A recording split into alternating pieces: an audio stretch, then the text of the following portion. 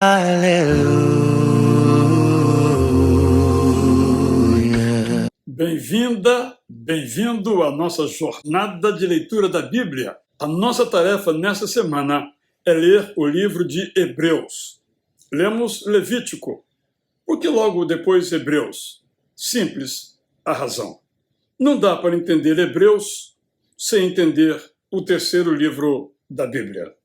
Lendo Hebreus, compreendemos Levítico e vice-versa. Quanto a Hebreus, tem 13 capítulos, 303 versículos, 45 minutos, 50 minutos, lemos o livro todo.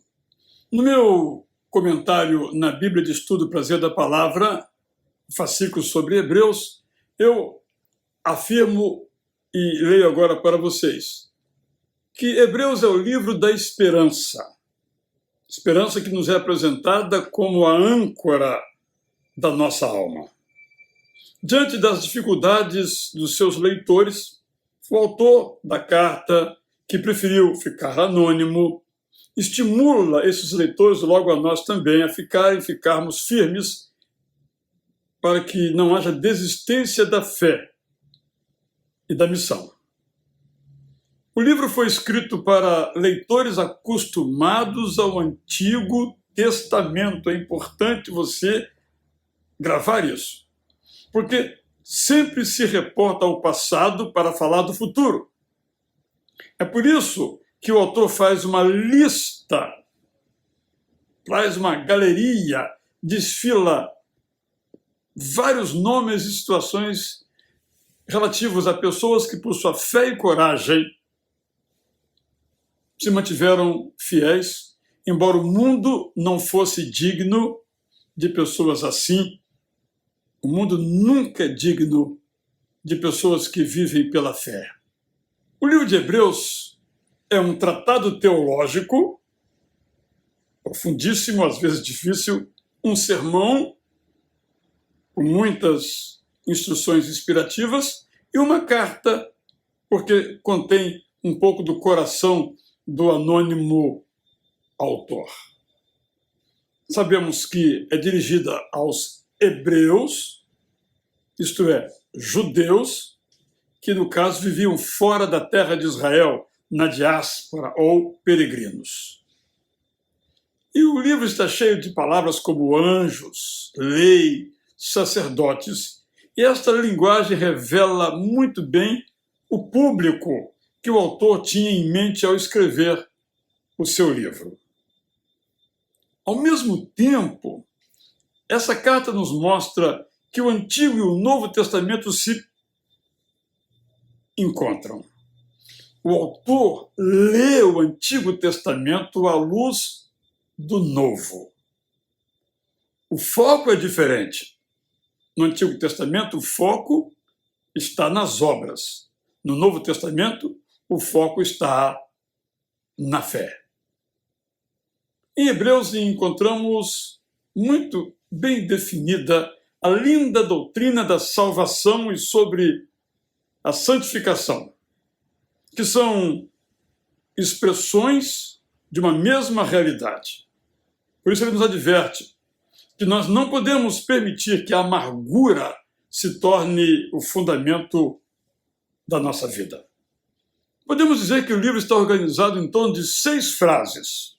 Jesus é superior aos anjos. Jesus é superior a Moisés. Jesus é superior a Arão. Jesus nos ensina a progredir espiritualmente. Jesus é o sumo sacerdote. Jesus é o fundamento da nossa fé.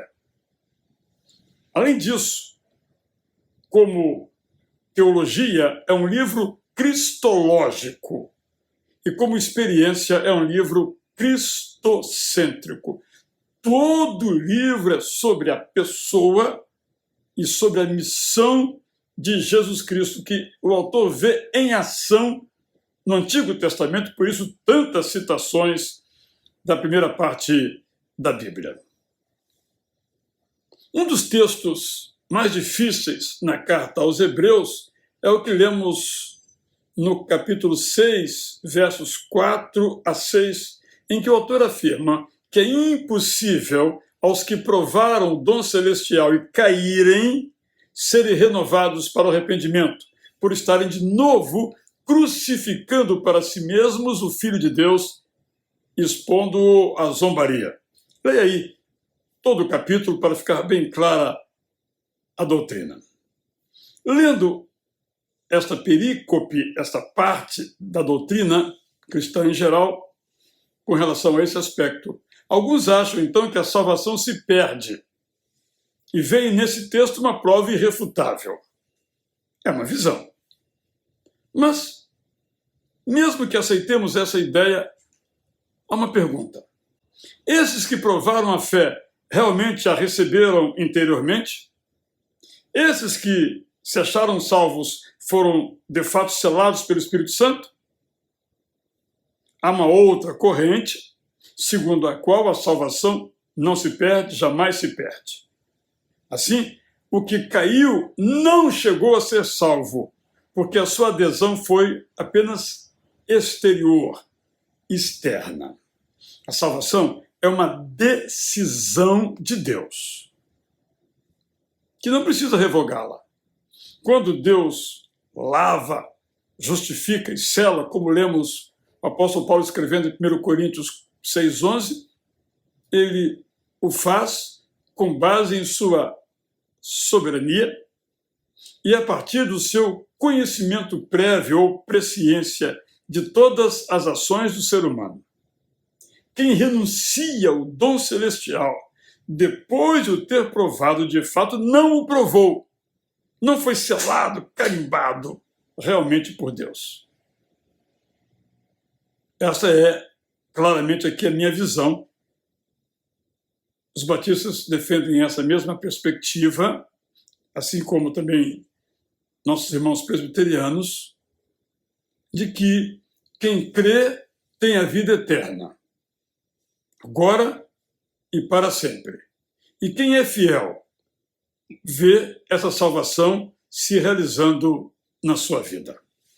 Feita esta introdução, vou fazer alguns breves comentários, não muitos, mas alguns. Capítulo 1, verso 1. Antigamente, Deus falou muitas vezes e de muitas maneiras aos pais pelos profetas. Aqui nós temos o início da doutrina no livro, é claro que está espalhada pela Bíblia, da Trindade. A Trindade divina, depois da encarnação de Jesus, agora fala pelo Filho. A revelação da Trindade ao homem está completa com o Filho. Filho, lemos em João, nos prometeu o Consolador, a terceira pessoa da Trindade. Temos ao longo da carta muitas referências a sacrifícios. O livro de Levítico, por exemplo, mostra como o sacrifício de animais faz a purificação dos pecados. Mas o Novo Testamento, o sacrifício não é mais necessário, porque na cruz Jesus fez um só, único, completo e perfeito sacrifício que substitui todos os outros. A partir do verso 4, ele começa a falar dos anjos. Fica, então, logo muito claro. Jesus é superior aos anjos, porque não foi criado.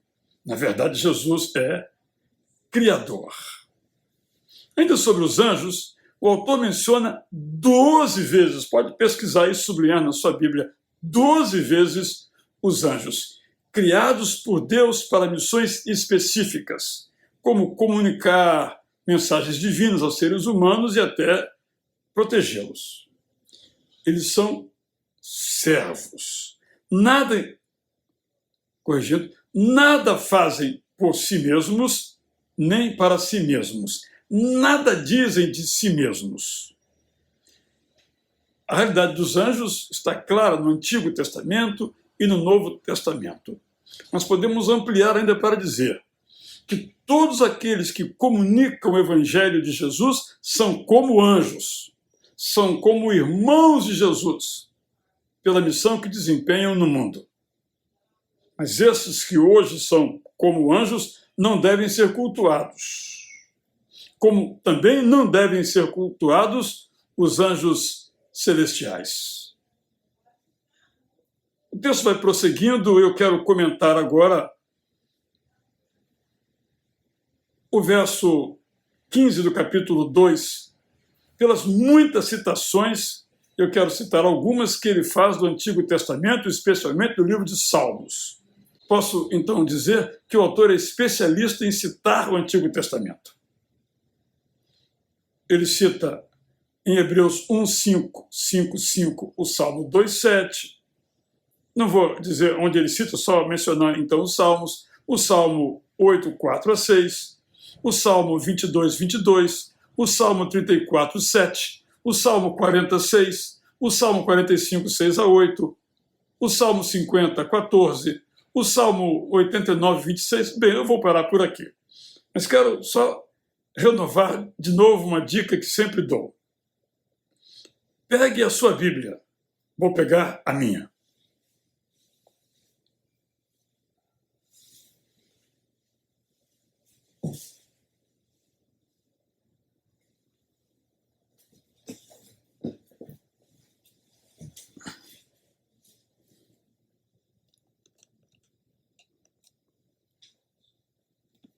Retomando. O autor é um especialista em citar o Antigo Testamento, especialmente o livro dos Salmos. Em Hebreus 1:5, em 5:5, ele cita o Salmo 2, verso 7. Em Hebreus 2:6-8, ele cita o Salmo 8:4-6. Em Hebreus 2:12 e 17, ele cita o Salmo 22:22, e a lista é enorme. Então, o que eu recomendo para você? Vou pegar aqui a minha Bíblia, estou aqui folheando, você ouve pelo som, Hebreus. São as chamadas, eu sempre cito aqui, referências cruzadas. Então, eu mencionei aqui Hebreus 1:5. Então, eu venho aqui, Hebreus 1:5. Pois a qual dos anjos Deus em algum momento disse: você é meu filho, hoje eu gerei você. Quando eu venho aqui na minha Bíblia, vou lhe mostrar, tem um númerozinho. No caso aqui, o número J, na NAA, que é a que eu estou usando. Quando eu venho aqui no rodapézinho, eu vejo que ele está dizendo que esta frase aqui é uma citação do Salmo 2:7. Na minha versão, fica muito claro que tem uns numerozinhos, está vendo? Depois do versículo, depois da citação. Não é aquele numerozinho do começo, é o numerozinho do final do texto. Está vendo aqui? Fica mais claro aqui para você, olha. Esses numerozinhos são referências cruzadas. Você vai aqui no rodapé, estão os textos citados, geralmente do Antigo Testamento, mas às vezes do Novo. É importante você usar esse recurso. Se a sua Bíblia não tem isso, troca de versão, porque ela não é boa, não. Não tem esse recurso tão importante para nós, que precisamos e devemos reconhecer isto. No capítulo 4:12, eu quero destacar também. A palavra de Deus é viva e eficaz e mais cortante do que qualquer espada de 2 gumes e penetra até o ponto de dividir alma e espírito, juntas e medulas, e é apta para julgar os pensamentos e propósitos do coração. Para nós continuarmos fiéis como nós queremos, nós precisamos ler e obedecer a palavra de Deus, que é poderosa para nos orientar em todos os sentidos da vida, falando-nos à alma e ao espírito, também ao corpo, ou juntas e medulas. Aqui não quero discutir esse tema aí de dicotomia, tricotomia. Os dicotomistas dizem que nós somos alma e corpo. Os tricotomistas dizem que somos alma, espírito e corpo. Eu entendo que nós somos uma unidade biopsíquica espiritual. Penso que esse é um ponto importante. Eu não vou discutir essa questão aqui porque ela é sem fim e discutir coisas que não têm fim é discutir para sempre, nunca vai ter nenhuma percepção de como isso vai acontecer. No capítulo 5, nós temos uma referência aqui, quando ele diz no verso 1, cada sumo sacerdote, sendo escolhido dentre os homens, é constituído nas coisas relacionadas com Deus a favor dos homens para oferecer dons e sacrifícios pelos pecados. Ele se refere aqui aos antigos sacerdotes que faziam sacrifícios por todas as pessoas que os buscavam e tinham que fazer sacrifícios por si mesmos quando eles mesmos pecavam. Jesus não fez sacrifício por si, porque ele nunca pecou. É o perfeito sacerdote. No verso 6 temos uma referência aqui a Melquisedeque, que sempre nos intriga. Vamos tratar um pouquinho rapidamente sobre essa personagem instigante, certamente para nós. No verso 7, 5, 7, Jesus, nos dias da sua carne, isto é, quando estava vivo, tendo oferecido com forte clamor e lágrimas, orações e súplicas a quem o podia livrar da morte, foi ouvido por causa da sua reverência. Vamos entender esse texto. No Getsemane, Jesus pediu que, se fosse da vontade do Pai, ficasse livre da morte. A vontade do Pai era o seu maior pedido, não ser livrado da cruz. Nesse sentido, Jesus foi ouvido em sua reverência, isto é, em seu respeito à soberania do Pai.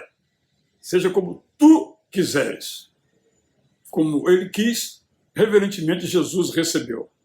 Além disso, sabemos que, tendo passado pela morte, Jesus venceu a morte, porque sabemos que o túmulo não o reteve. No verso 11 tem aqui algo para refletirmos. A esse respeito, temos muitas coisas a dizer, coisas difíceis de explicar, porque vocês ficaram com preguiça de ouvir.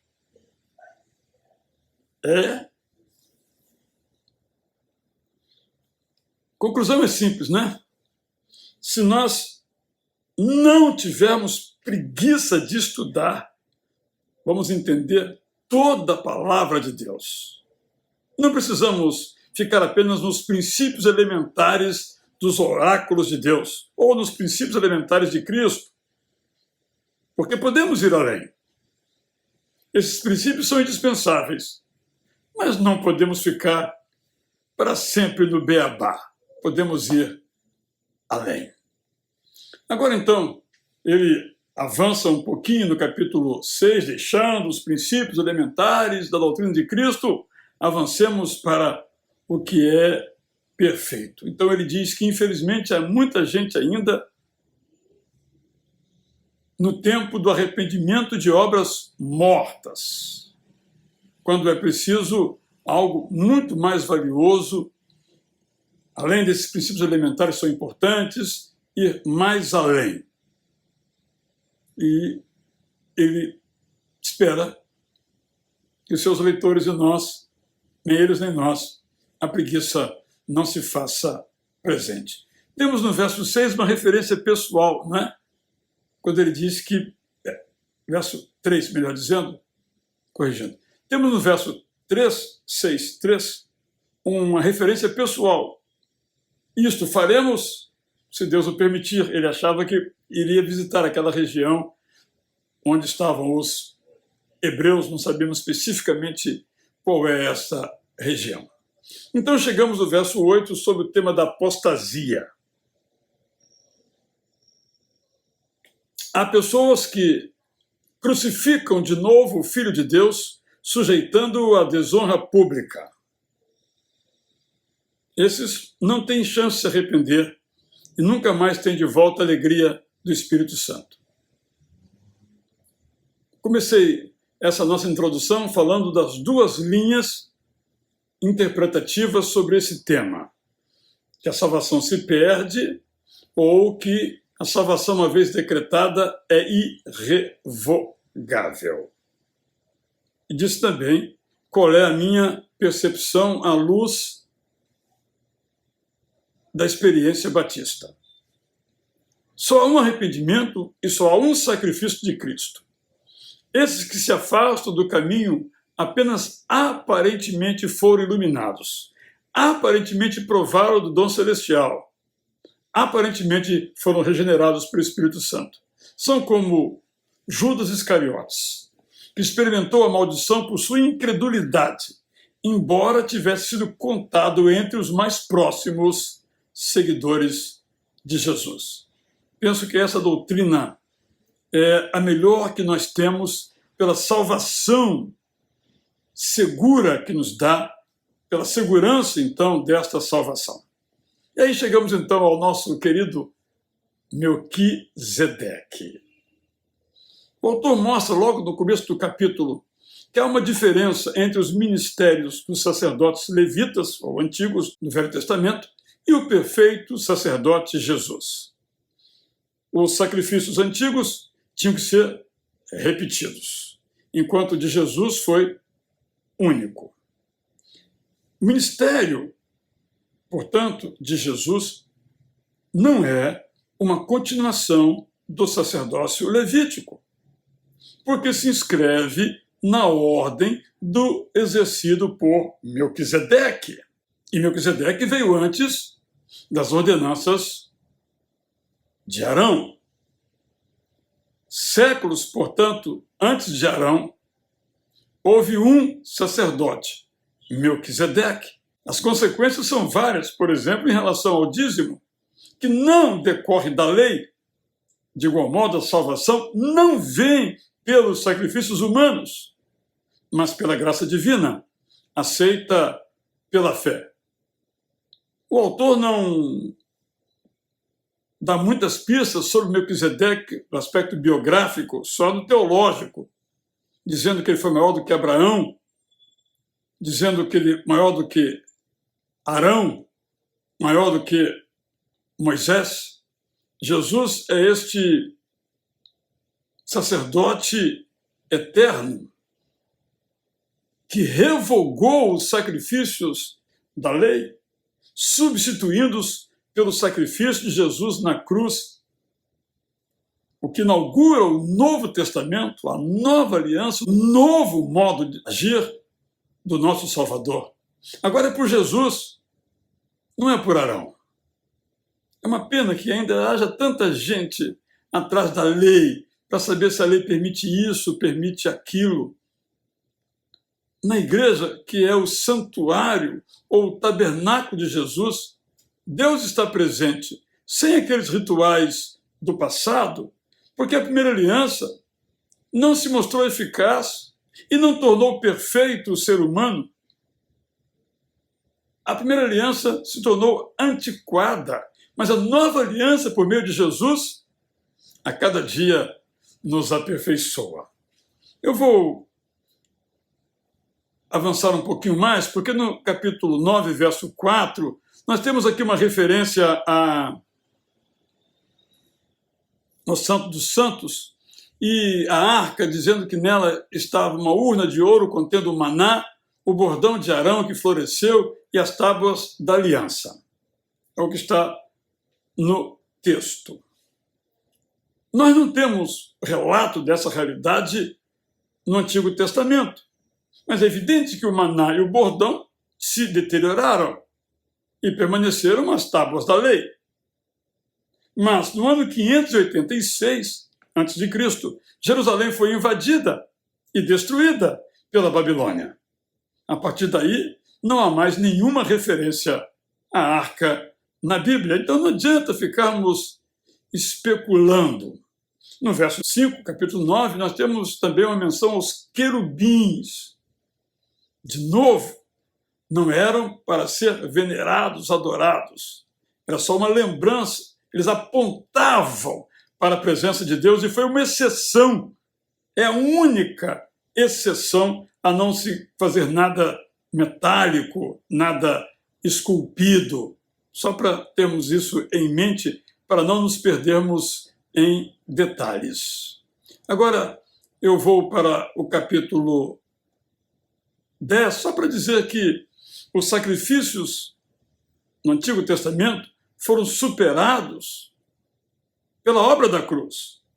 No entanto, eles são importantes, embora imperfeitos, para entendermos o que Jesus fez. É por essa razão que aqui em nossa jornada nós estamos lendo juntos os livros de Levítico e de Hebreus, para ficar muito claro esse aspecto. Então, eu estou já para terminar, porque o nosso tempo também já está se esgotando. Só quero salientar no 11:3, pela fé entendemos que o universo foi formado pela palavra de Deus, de maneira que o visível veio existir das coisas que não são visíveis. Só quero lembrar que a palavra fé aqui, é pistes no grego, é a fé confiança e a fé entendimento. No capítulo 11, nós lemos: pela fé entendemos que o universo, verso 3, foi formado pela palavra de Deus, de maneira que o visível veio existir das coisas que não são visíveis. A palavra fé, pistes no grego, aqui tem o sentido de fé confiança e também o fé entendimento. Pela fé, nós sabemos que Deus disse e o mundo surgiu. Como o universo foi formado é assunto para as ciências. Não há oposição entre fé e ciência, quando cada uma fica no seu lugar. Nós, pela fé, não devemos descrever como foi a criação. De igual modo, os cientistas, pela fé, não devem explicar a criação. No capítulo 11, 32, temos uma estranheza. Raabe, Sansão e Jefté estão nas listas, corrigindo, Raabe, Sansão e Jefté estão na lista dos heróis da fé. É só um convite a repensarmos os nossos preconceitos e como a graça de Deus pode agir de uma maneira que nós não conseguimos compreender. E esses heróis que viveram antes de Cristo agora nos servem como testemunhas do poder de Deus. Embora não tenham tido o privilégio que nós temos de pessoalmente conhecer a graça de Deus manifestada em Jesus. E eu agora vou, então, para realmente o final, comentando aqui um texto não muito fácil no seu entendimento, mas muito claro na sua aplicação, quando no capítulo 12, verso 17, nós lemos o seguinte. Começando no 16. E cuidem para que não haja nenhum impuro ou profano como foi Esaú, o qual por um prato de comida vendeu o seu direito de primogenitura.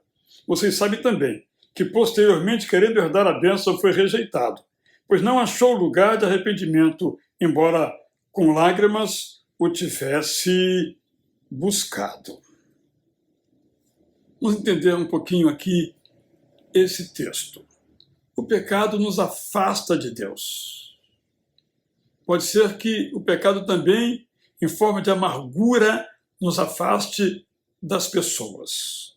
Devemos cuidar para não agir como Esaú. O comportamento dele tipifica os que perdem a alegria da vida que vem pela graça. Embora chorasse diante de seu pai Isaque, é isso que o texto quer dizer, Esaú não demonstrou que tivesse realmente arrependido. Seu ódio por Jacó o impediu de ver o seu próprio erro, concentrando-se apenas no erro do seu irmão. Só mais tarde, os dois se reconciliariam, mas nunca voltariam a conviver. A raiz da amargura crescera demais. Enfim, terminamos aqui o nosso breve comentário ao livro de Hebreus, que, como eu disse, deve ser sempre lido à luz de Levítico. Eu dou mais um exemplo. 13:12. 13:12 nós lemos que também Jesus, para santificar o povo, pelo seu próprio sangue, sofreu fora da cidade. Levítico 16, 27. Jesus foi crucificado fora dos muros de Jerusalém. Em Levítico 16, 27, encontramos clara a instrução que o sacrifício pelo povo devia ser realizado fora do arraial, porque para lá devia ser levado pelo bode emissário, sendo ele mesmo ou transportando em seu corpo o sacrifício oferecido. É por essa razão, então, que temos essa menção no Evangelho de João, e aqui também o autor de Hebreus faz a mesma referência. E o livro termina assim: orem por nós. Sempre precisamos de orações, pois estamos certos de que temos a consciência limpa, querendo em todas as circunstâncias fazer o que é correto. Peço, mais uma referência pessoal, com insistência, para que vocês façam isto, para que eu lhes seja restituído o mais depressa possível. Quem é esse autor que de vez em quando fala em tom pessoal? 13:23 ele diz: saibam que o irmão Timóteo foi posto em liberdade, que dá a entender que é uma carta aí um pouco posterior ao ano 62, 64, mas nada sabemos sobre isso. E fica uma pergunta sem resposta. Os da Itália, ele termina assim: mandam saudações. A graça esteja com todos vocês. Quem é esse autor? Não sabemos. Muita especulação. Vou dar a minha opinião. Não foi Paulo, mas foi alguém que conhecia o apóstolo Paulo, alguém cuja teologia vinha do apóstolo Paulo, mas que procurou escrever não como Paulo, que escreve aos não-judeus, que procurou escrever aos judeus. Mas ele é um autor independente, que talvez não mencione o seu nome para ninguém o comparar com Paulo, mas ele se apropria dos conceitos de Paulo, da teologia de Paulo, do estilo de Paulo, não as palavras, e aplica tudo a um contexto totalmente hebreu ou judeu. Uma entre muitas opiniões. É importante que você leia esse livro, ame esse livro, cresça com esse livro e entenda que Jesus é o Salvador perfeito e que nenhum sacrifício precisamos fazer. Isso é coisa de Levítico, é coisa do passado. Agora temos o único sacrifício, foi feito por Cristo, somos livres para trilhar no caminho da graça, graças a Deus. Até o nosso próximo encontro, se Deus nos permitir. Eu sou Israel Belo de Azevedo. Aleluia.